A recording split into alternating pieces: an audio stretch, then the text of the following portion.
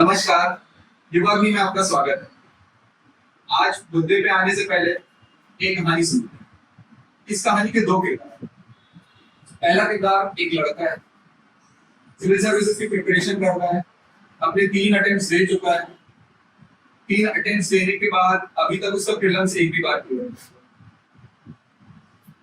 Obvious सी बात है, उसके पेरेंट्स फ्रेंड्स थोड़े कंसर्न है। उसको एक एडवाइस मिल रही है कि आप प्रिपरेशन के साथ साथ या तो कोई पीजी कोर्स ज्वाइन कर लीजिए या तो एक जॉब ले लीजिए। लेकिन अपने लड़के ने ठान के रखा है, बनूंगा तो आईएएस बनूंगा, नहीं तो कुछ नहीं। अब आते हैं दूसरे किरदार।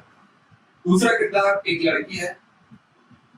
इस लड़की ने भी लगभग 3 अटेम्प्ट दे चुके हैं, बट अच्छी बात यह है कि 3 अटेम्प्ट में वो 2 बार मेंस लिख चुकी है। इंटरव्यू अभी तक नहीं पहुंची है, तो इसके पेरेंट्स थोड़े एक्साइटेड हैं, फ्रेंड्स भी खुश हैं, बट एक कंसर्न का एलिमेंट भी है क्योंकि यूपीएससी में अनसर्टेनिटी थोड़ी तो होती है, तो सबको पता है इस चीज को। इसको जानते हुए उसको सेम एडवाइस दी जाती है। अब now when the girl gets the advice, उसका कंसर्न ये है कि मैं अपनी प्रिपरेशन के साथ साथ जॉब और पीजी एक साथ मैनेज कर पाऊं।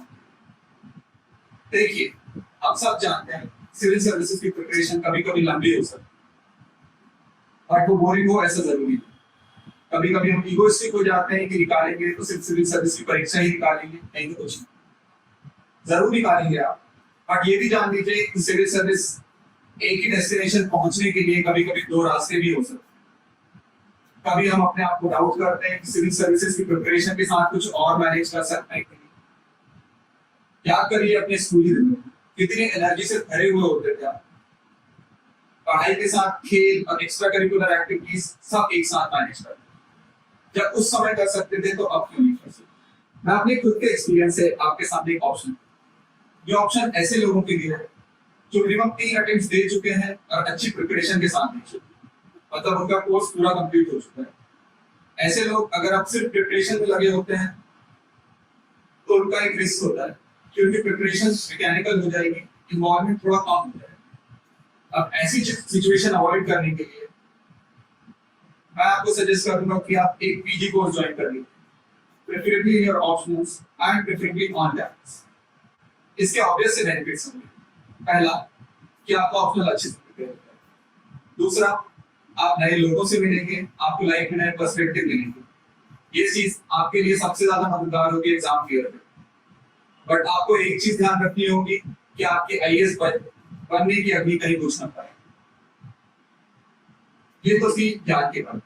अब मैं आपको ऐसे व्यक्ति से मिलवाऊंगा जिन्होंने अपनी शुरुआती अटेम्प्ट्स के बाद एक ऑन कैंपस प्रोग्राम ज्वाइन किया। उस प्रोग्राम को पूरे इन्वॉल्वमेंट के साथ करते करते सिविल सेवा की परीक्षा क्लियर करी और आज वो एक इंडियन पोस्टल सर्विस के ऑफिसर है। So hello everyone, today we have with us आज हमारे साथ ऑफिसर सत्यम है। ये इंडियन पोस्टल सर्विस के ऑफिसर हैं। 2021 बैच के हैं। 2020 की सिविल सेवाओं में इन्होंने एग्जाम क्लियर किया था और करेंटली ये प्रोबेशन में है। तो Satyam, welcome to Yuvagni and we are pleased to have you here. Please, if you can give your short introduction. Thank you, Ashutosh, and an Indian Postal Service undergoing training.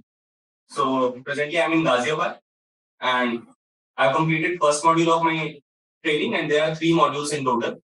So the training is scheduled to be completed in next year. I got selected through CSC 2020, as you told, and I have been 3 meals, and this in CSC 2022, I have given interview, but couldn't make it in the finalist. तो सत्यम, start करते हैं आपकी पूरी journey से। मतलब आपका schooling किस background में रहा, आपका फैमिली बैकग्राउंड कैसा रहा, और उसके बाद आप कॉलेज गए। कॉलेज के बाद आपने निर्णय लिया सिविल सर्विस में आने का। तो ये सब कैसे हुआ, मतलब, और ये कैसे कनेक्ट होता है, सारी चीजें कैसे कनेक्ट हो पाई? तो मैंने metallurgical and material science engineering में ग्रेजुएशन किया national institute of foundry and technology Ranchi से 2015 में। उसके बाद मैंने 2 साल के तकरीबन काम किया है। पहले मैंने अशोक लेलैंड इंदिरा फाउंड्रीज में काम किया था। अशोक लेलैंड का सिस्टर कंपनी है वो, चेन्नई में। उसके बाद मैं हॉकिंस कूपर्स लिमिटेड में आ गया था। 2017 से मैं प्रिपरेशन में आया। तो फर्स्ट अटेम्प्ट जैसे सब देते हैं, मतलब बिना तैयारी के मैंने दिया था। तो ऑब्वियसली फर्स्ट 2 टाइम्स मेरा प्रीलिम्स नहीं क्लियर हुआ था। तो मैं टाइम फर्स्ट टाइम बहुत इनिशियली मैंने जैसे कॉलेज के टाइम में या स्कूल से जैसे कुछ लोग का रहता है, बहुत अर्ली मोटिवेशन रहता है सिविल सर्विस का, वैसा कोई मोटिवेशन मेरा नहीं था। ओके, जॉब में आके मैंने जब और प्रॉस्पेक्ट सोचे कि और क्या क्या हो सकते हैं, क्योंकि अगर आप सीएस और कुछ और ब्रांचेस में नहीं हो तो फिर सोचते हैं लोग कि क्या और करियर प्रॉस्पेक्ट ढूंढ सकते हैं। तो मेरे लिए सिविल सर्विस एक अच्छा करियर प्रॉस्पेक्ट था। और कॉर्पोरेट में काम करने के बाद ये भी लगता है कि हम यहाँ क्या कर रहे हैं। हालांकि मुझे कुछ दिन बाद समझ में कि हर जॉब एक नौकरी है, तो आपको जॉब सेटिस्फैक्शन थोड़ा सा बाहर, मतलब वर्क लाइफ जो है वो वर्क के बाहर देखनी पड़ेगी। वर्क में अगर आप पूरा सेटिस्फैक्शन ढूंढेंगे तो आपको कभी नहीं मिलेगा। इस सारी चीजों से अलग अगर हमारे व्यूअर्स के लिए भी अगर आप थोड़ा सा अपना फैमिली बैकग्राउंड डिस्क्राइब कर दें कि किस तरीके की पृष्ठभूमि से आप आते हैं, कैसा आपका फैमिली, कहाँ से आप बिलोंग करते हैं, तो लोग थोड़ा शायद रिलेट भी कर पाए आगे के डिस्कशन में। मतलब नेटिवली मैं देवरिया से हूँ, पर पूरे टाइम मेरे फादर पराग कैटल की फैक्ट्री में थे, तो प्रॉपर स्कूलिंग और मेरा पूरा बचपन बनारस में ही बीता है, तो इसलिए मैं बनारस से ही हूँ और मेरी पूरी स्कूलिंग वहां से हुई है। तो मेरे पापा जैसे ग्रुप सी में थे, कॉपरेटिव डेयरी कॉपरेटिव होती है, तो लोअर मिडिल क्लास बैकग्राउंड था फैमिली का। जैसे हर मिडिल क्लास फैमिली में होता है कि एजुकेशन पे पेरेंट्स इन्वेस्ट करते हैं और चाहते हैं कि एक ठीक ठाक नौकरी लग जाए। तो उस टाइम पे मतलब इतना यूट्यूब का ऐसा क्रेज नहीं था कि बहुत करियर बताते हमें। लेकिन मैं अगर आज भी मुझे वो अगर ऑप्शन दिया जाएगा तो मैं वापस बीटेक ही करूंगा। इंजीनियरिंग एक मच मोर सेफ चॉइस है इस देश में, मतलब अनएम्प्लॉयमेंट का जो सिनेरियो है उसमें फिर भी बीटेक आपको एक लेवरेज दे देता है। सही कह रहे हैं आप, ये बात तो है कि एक सिक्योरिटी रहती है कि 3 साल इन्वेस्ट करेंगे, 4 साल इन्वेस्ट करेंगे तो उसके बाद जॉब मिलने की चांसेस है और अच्छी जॉब्स लगती हैं लोगों की। आईटी सेक्टर में तो पर्टिकुलरली बहुत एक्सेल करते हैं। तो ठीक है, मतलब आपने ज्वाइन किया, सर्विस ज्वाइन, कॉलेज ज्वाइन किया, एग्जाम स्टार्ट करने का निर्णय लिया, प्रिपरेशन स्टार्ट करने का, जॉब छोड़ के निर्णय लिया, वो भी एक बहुत, एक लोअर मिडिल क्लास बैकग्राउंड के व्यक्ति के लिए एक बड़ा चॉइस होता है इस तरीके से डिसीजन लेना। तो आपने जब प्रिपरेशन स्टार्ट करी, सिलेक्शन 4th अटेम्प्ट में हुआ है, एंड उस बीच आपने कुछ और भी किया, आपने एलएलबी की डिग्री भी ज्वाइन की थी आपने। जैसे कि मैंने बताया कि मैंने 2017 में नौकरी छोड़ी, तो मतलब जैसे सब लोग सोचते हैं कि थोड़ी सेविंग हो गई है, एक साल तो मतलब जो पैसे बचाए हैं उनसे जीवन कट जाएगा। मेरा जब फर्स्ट टाइम प्रीलिम्स में निकला तो मतलब वो रियलिटी चेक मिलता है अपने को कि अच्छा, एग्जाम का नेचर हमें पता नहीं, मतलब हमें नहीं समझ में आ रहा है कि एग्जाम क्या है। तो मैंने सेकेंड टाइम के प्रीलिम्स के पहले ये सोच लिया था कि अगर यहाँ नहीं हुआ तो कुछ और करेंगे। अब देखने के बाद अगर हम कभी भी कुछ और करने की सोचते हैं तो जो सबसे बड़ी चॉइस निकल के आती है वो है एमबीए, कि कैट की तैयारी करो। मुझे एमबीए करना नहीं था क्योंकि मैं पहले ही हॉकिंस में सेल्स एंड मार्केटिंग में था, तो मुझे वो काम उतना पसंद नहीं आ रहा था। मेरा लॉ में इंटरेस्ट था, इसलिए मैंने लॉ का फॉर्म भर दिया था और पब्लिक पॉलिसी में मैंने एनएलएसआई बैंगलोर और अब तो टेस्ट भी और कुछ और इंस्टीट्यूट है जो कराते हैं, तो एक पब्लिक पॉलिसी का कोर्स मैंने सोचा था। तो लाइक फिर मैंने जब सेकेंड ईयर में नहीं हुआ तो मैंने दिल्ली यूनिवर्सिटी में एडमिशन ले लिया लॉ फैकल्टी में। और उसके साथ ही मैं मतलब बीच बीच में मतलब छोड़ते छोड़ते मैं ट्यूशन पढ़ा लेता था जस्ट टू सस्टेन। तो मेरे हिसाब से क्योंकि एक 2 साल की प्रिपरेशन के बाद फर्स्ट अटेम्प्ट तो मैंने ऐसे किया था, पर सेकंड अटेम्प्ट मैंने पढ़ के दिया था, तब भी नहीं हुआ था मेरा। तो आपको मतलब वो एक अंडरस्टैंडिंग हो जाती है, तो फिर आपको फुल फ्लेज बहुत टाइम नहीं चाहिए होता है। आप मतलब साथ में भी मैनेज कर सकते हैं, आपको मतलब पूरे दिन घर पे बैठने, और पूरे दिन घर पे बैठते तो हमारी प्रोडक्टिविटी भी कम हो जाती है। तो इस कोर्स के ज्वाइन करते करते आपने एग्जाम क्लियर किया, तो इसमें आपको क्या क्या चैलेंजेस फेस करने पड़े, और मतलब इस पूरी प्रोसेस में आपको ओवरऑल एक्सपीरियंस रहा कैसा आपका, इस कोर्स को करते करते एग्जाम क्लियर करना, ये एक्सपीरियंस कैसा था आपके लिए? मेरे जैसे कि मैंने बताया कि मैं 2018 में जब मैं एग्जाम कॉलेज ज्वाइन किया उसके बाद मैंने फर्स्ट टाइम प्रीलिम्स निकला, तो ये सोशल का संकेत माना जाएगा। चैलेंज तो ये रहता है कि प्रीलिम्स हमेशा सेमेस्टर एग्जाम से क्लैश करेगा। ठीक है, कि मई के अराउंड प्रीलिम्स होता है, उसी के अराउंड जून में एग्जाम होता है। तो ये चैलेंज तो रहेगा कि आपको पहले से पता है कि अपना शेड्यूल मतलब प्रीलिम्स का भी डेट बहुत पहले से पता चल जाता है और डीयू में भी एग्जाम कब होगा कि आपके कॉलेज में जिस भी एग्जाम में कॉलेज में हो आपको पहले से पता रहेगा कि आपका कॉलेज एग्जाम क्लैश करने वाला है। तो आपको उस हिसाब से प्रिपेयर रहना है कि बाकी लोगों वाली वो मतलब अगर आप कुछ कोर्स करो तो वो वाली लिबर्टी तो नहीं है आपके पास कि आप फुल फ्लेज प्रीलिम्स की तैयारी कर दो अगर फेल हो जाओगे। तो फिर भी मेरे हिसाब से मैनेजेबल रहता है कि आप वो एक दो सब्जेक्ट मतलब बीइंग इंजीनियर हमें मतलब कम टाइम में पढ़ने की आदत भी हो गई है। एक आध पेपर तो वैसे भी निकल जाते हैं तो मुझे लगता है कि फिर देर इज तो मतलब ठीक है मैनेजेबल है। और क्लासेस का ऐसा है कि अ, मेरे हिसाब से अगर कोई भी कोर्स कर रहे हो तो क्लासेस जानी चाहिए। मतलब अगर क्लासेस नहीं जा रहे हो तो क्योंकि फर्स्ट प्लेस में आप कोर्स कर ही क्यों रहे हो, आपका इंटरेस्ट है आप सीखना चाहते हो।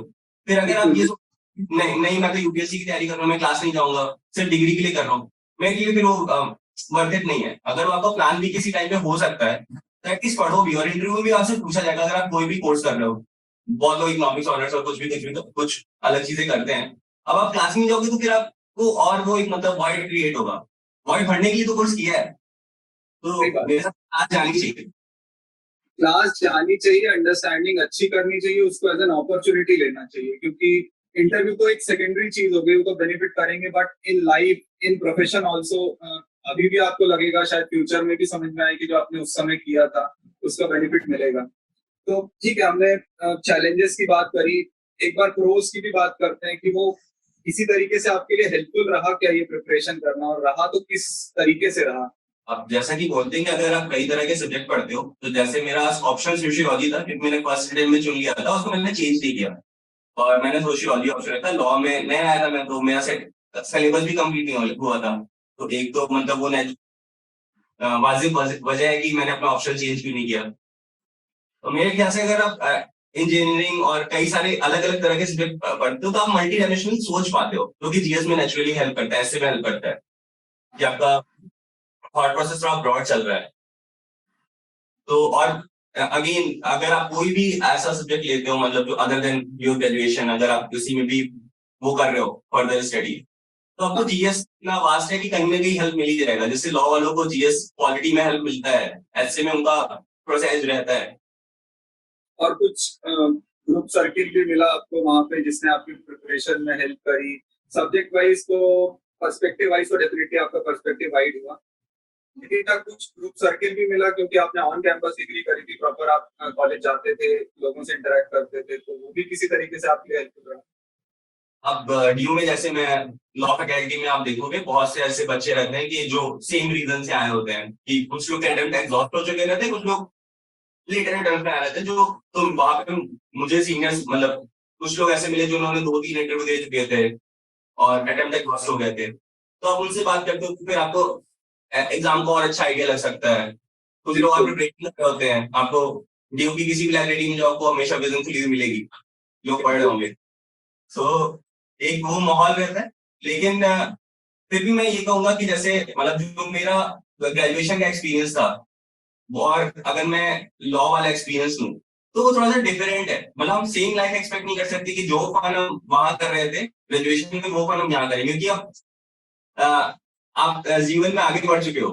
तो मेरे हिसाब से यहाँ पे बहुत ज्यादा सर्कल मेंटेन करना और वो क्योंकि फिर आप अगर क्लास जो मैं जैसे मैंने पहले बोला क्लास करना इंपॉर्टेंट है। अगर आप बहुत सर्कल मेंटेन करने में रहोगे हाँ बात करनी चाहिए मतलब एक ठीक है अगर कहीं पे बात हो रही है ढंग की तो आप बात करो लेकिन आप बहुत ज्यादा दोस्ती बनाने लगोगे तो फिर थोड़ा सा प्रॉब्लमेटिक है क्योंकि फिर आपको टाइम भी मैनेज करना है। तो मेरे पास अगेन कम टाइम रहता था तो मैं क्लास चला जाता था लाइब्रेरी में बैठ जाता था क्योंकि क्लासेस में गैप बहुत हो जाता है डीयू में। एक दिक्कत है कि एक क्लास हुई फिर अब टीचर नहीं आए या कोई और दिक्कत है तो अब 2 घंटे बाद क्लास होगी तो आप जाहिर सी बात है घर जा नहीं सकते वहीं रुकोगे। तो अब 2 घंटे आपके पास तो कोई छोटा पोर्शन कवर कर लिया या कुछ विजन का एक सेक्शन ही पढ़ लिया उससे एटलीस्ट कुछ तो फुलफिलमेंट की फीलिंग आती है आज दिन में एक काम किया है शायद हम कर सकते यही करते तुमने वहां पे कर लिया। और बाकी अगर बीच में निकल रहे हो तो अब बहुत सारी एक्टिविटी रहती है जिसमें आप अपने आप को आप पे डिपेंड करता है कि आप उनसे जुड़ना चाहते हो कट करना चाहते हो। तो जैसे लॉ में मूड कोर्ट्स हैं मूड कोर्ट्स में मैंने पार्टिसिपेट नहीं किया था क्योंकि वो थोड़ा सा टेंसिंग होता है। पर अगर कोई बहुत इंटरेस्टेड है और मेरे का मुझे अब लगता है हाइंड साइड पे कि मूड कोर्ट में पार्टिसिपेट करना चाहिए क्योंकि ठीक है टाइम टेकिंग तो है, पर अगर बीच सेशन में हो रहा है तो काफी हेल्पफुल रहता है, मतलब राइटिंग स्किल्स काफी इंप्रूव होती है। और बेसिकली कॉलेज लिया मतलब वही जो आपने कॉलेज लिया क्यों है, कोर्स कर क्यों रहे हो, तो वो मतलब पूरा जीवन यूपीएससी को समर्पित कर देना भी थोड़ा गलत है। समझ गया। तो अगर मैं थोड़ा सा समराइज करूं तो मतलब आपने कॉलेज में एडमिशन लिया और आप 100% उसमें इन्वॉल्व भी रहे, ऐसा नहीं था कि कोई भी पर्सपेक्टिव उसका या कोई भी एंगल से आपने उसमें कम इन्वॉल्वमेंट दिखाया, यूपीएससी तो आप मैनेज कर ही रहे थे प्लस ये भी कर रहे थे। और अपने लिसनर्स के लिए एक बात और ऑब्जर्वेशन भी बता दूं कि इनका ऑप्शनल सोशियोलॉजी था, then to you took an admission in an LLB college. वो एक तीसरा सब्जेक्ट पढ़ रहे थे, सोशियोलॉजी तो पढ़ ही रहे थे, जीएस भी साथ में पढ़ रहे थे। So he was managing all the things and ये भी है कि वो एक हम और आपकी तरह एक अबव एवरेज या एवरेज काइंड ऑफ बैकग्राउंड और average kind of academic background से भी आते हैं। तो पॉइंट ये है कि मैनेज किया जा सकता है, चीजें मैनेज की जा सकती हैं। तो सत्यम एक चीज और मैं पूछूंगा कि फ्यूचर में जैसे कोई इस तरीके का कोई ऑन कैंपस प्रोग्राम ज्वाइन कर रहा है, तो आपने बताया शुरू में कुछ उसके चैलेंजेस होते हैं, तो उन चैलेंजेस को ओवरकम करने के लिए क्या प्रिकॉशंस लिए जा सकते हैं, क्या माइंडसेट हम पहले से बना के रख सकते हैं जिसमें ये जर्नी और भी स्मूथ हो जाए, मतलब ये हमारा जो डिसीजन है वो और भी अच्छा रहे। मेरे ख्याल से हर इंडिविजुअल डिफरेंट है, सबके पढ़ने का स्टाइल अलग है, सबका शेड्यूलिंग का, सबका टाइम टेबल बनाने का वो फॉर्मेट अलग है। कुछ लोग बहुत ही डिसिप्लिन में और एकदम टाइम टेबल वाइज पढ़ते हैं, और मेरे हिसाब से मैं जिस दिन टाइम टेबल बना लेता हूँ उस दिन एकदम नहीं पढ़ता। तो तो लगता है टाइम टेबल बना के आज तो बहुत काम कर लिया, बैठ जाते हैं। तो बेसिकली अगर हम कोई कोर्स कर रहे हैं, कोई अगर कॉलेज जा रहे हैं, तो हमारे एक स्लॉट फिक्स हो गया है। अब हमें उसके आसपास का जगह ढूंढना पड़ेगा कि हम आगे टाइम में कैसे पढ़ सकते हैं।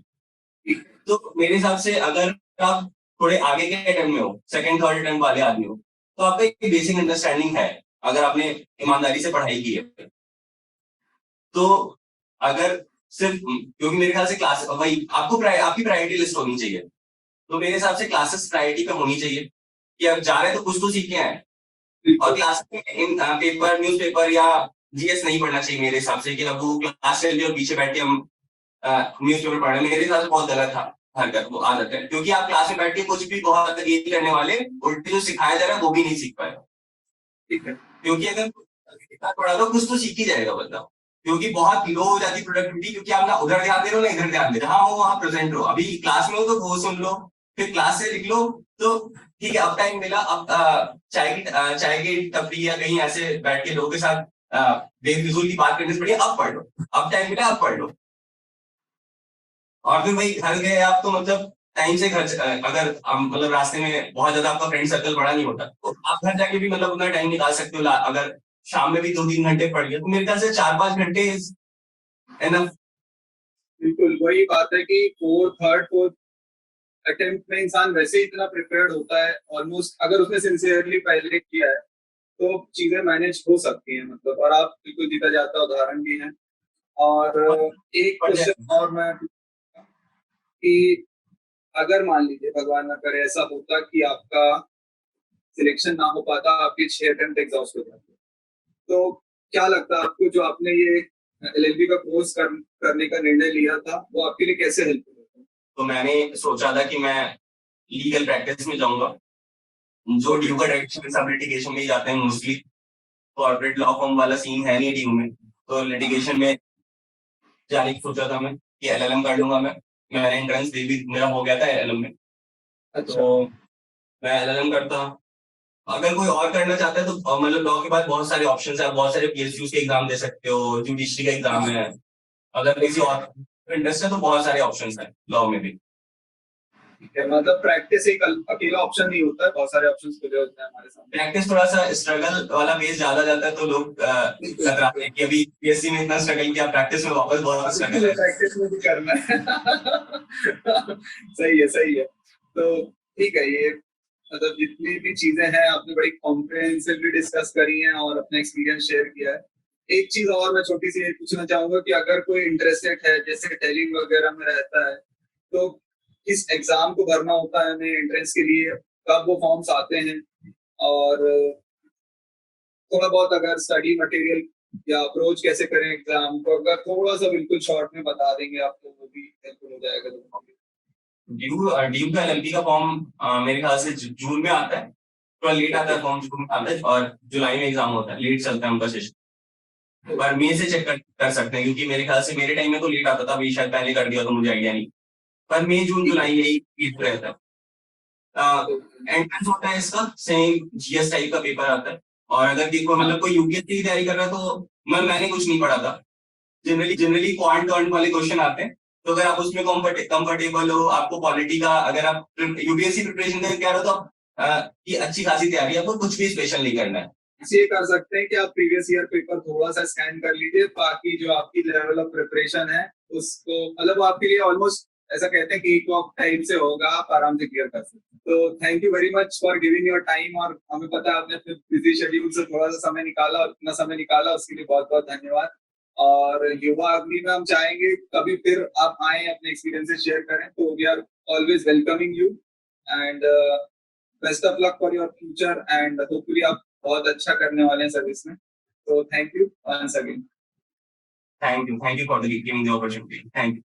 तो देखा आपने, अगर इच्छा शक्ति हो तो कुछ भी हो सकता है।